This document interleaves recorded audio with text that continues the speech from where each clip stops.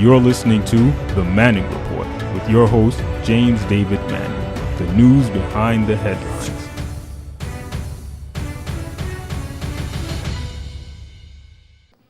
Robert Mueller goes on to state in that 9-minute address he gave us that the reason why Trump was not indicted was not because he was innocent. It's not because he did not obstruct justice. It's not because there were not multiple actions of obstruct, but there is a Department of Justice policy, and whether it's constitutional or not, that you cannot indict a sitting president. So at that point, it appears that Robert Mueller had come up to the rivers and water's edge, and he could go no further. But let him say that to you in his own words. It explains that under long-standing department policy, a president cannot be charged with a federal crime while he is in office. That is unconstitutional. Even if the charge is kept under seal and hidden from public view, that too is prohibited. The special counsel's office is part of the Department of Justice, and by regulation, it was bound by that department policy. Charging the president with a crime was therefore not an option we could consider.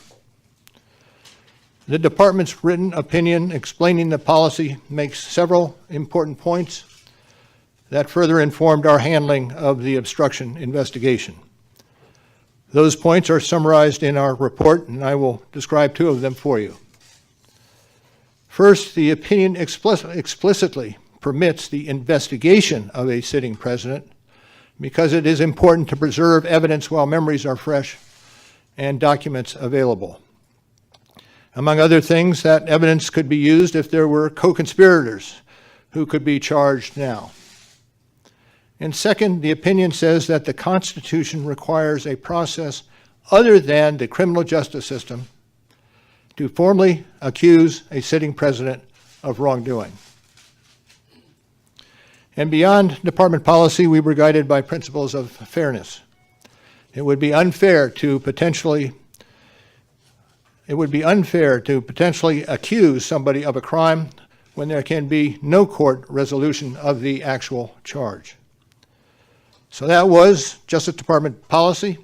Those were the principles under which we operated, and from them we concluded that we would not reach a determination one way or the other about whether the president committed a crime. Effectively, what Mueller is saying is that he is prohibited by the Constitution from indicting a sitting president, that to make that kind of a move, or even to indict him secretly and preserve the indictment until after he has left office, is also unconstitutional. Going into this work and overseeing, no matter what he found, the most heinous crime or the most pure innocence, he could not indict a sitting president. It would have been unconstitutional. So in that respect, that needs to be absolutely clear of what happened, whether Mueller had any further abilities to move on this matter. But I'm going to ask the engineer to play clip number 2, which Mueller now states, though he's unable to indict, he also stated that he was unable to exonerate.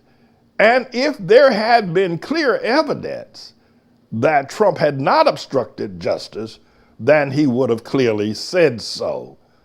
Mr. Engineer, roll clip number 2 that emphasizes that point.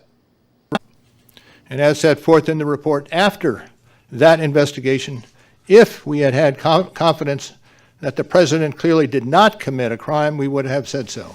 Okay, so whether you support Mueller or whether you believe in him, Trump is saying that because they had a bad business deal regarding a golf club, a country club fees, and that Mueller wanted to be the director of the FBI and he was passed over, and Mueller is a Comey lover, and all of those things Trump is throwing out into the ether to try to muddy the waters. But the truth of the matter is that a month ago, Trump said that Mueller was a great man, and that on the 24th of April, when the Mueller report came out and Barr gave that whitewash, he was praising Mueller.